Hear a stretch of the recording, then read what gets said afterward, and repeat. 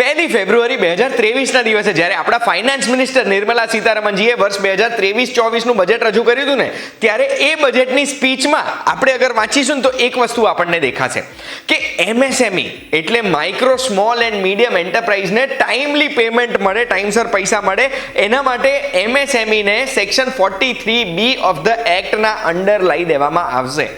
તો એનો મતલબ શું છે અને કેટલા દિવસમાં MSME કંપનીને આપણે પેમેન્ટ કરવાનું? આ બંને વસ્તુનો જો જવાબ તમારે જોઈએ છે, કાયદો સમજવો છે અને એ પેમેન્ટ નથી થતું તો શું થશે એ સમજવું છે, તો એના માટે ધ્યાનથી સાંભળજો. હું તમને એક વાત કહું.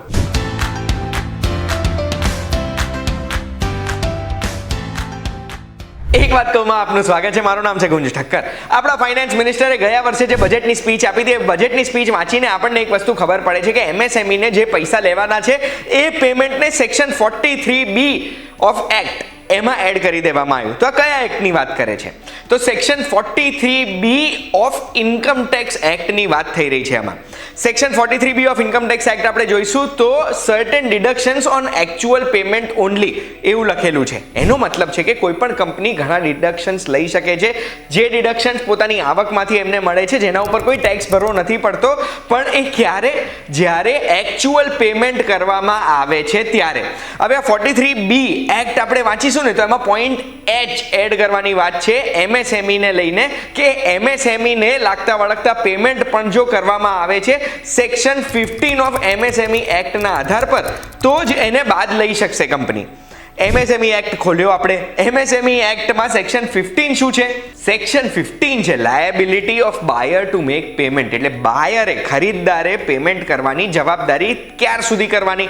તો અગ્રીડ પીરિયડ હોય ત્યાં સુધી, કાં તો મેક્સિમમ 45 દિવસની અંદર બાયરે પેમેન્ટ કરી દેવું પડે એક MSME ને. બેસિકલી આટલા કાયદા વાંચ્યા, એનો મતલબ શું થાય છે?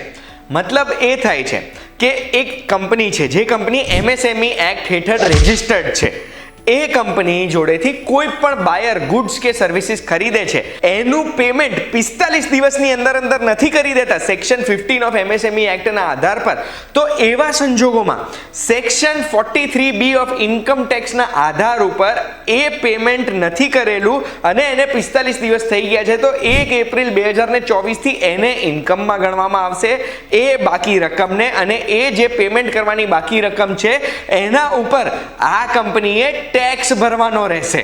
એટલે કે તમારી કે તમારા કોઈ પણ ઓળખીતાની MSME કંપની છે તો એવા સંજોગોમાં આ માહિતી એમના સુધી પહોંચાડવાની જવાબદારી તમારી છે કે અગર એમના કોઈ બાયર 45 દિવસમાં પેમેન્ટ નથી કરતા તો એ પેમેન્ટ ઉપર ટેક્સ ભરવો પડશે. એના કરતાં પેમેન્ટ ટાઈમસર આપી દો તો ના વ્યાજ લાગશે ના ટેક્સ લાગશે. આશા રાખું છું આ વિડીયોમાં ટૂંકમાં મેં તમને બહુ જ ઇમ્પોર્ટન્ટ માહિતી આપી હશે, અને આવી જ માહિતી જો તમને જોવી ગમે છે જે બીજે ક્યાંય નથી મળતી તો એના માટે ધ્યાનથી સાંભળજો. હું તમને એક વાત કહું.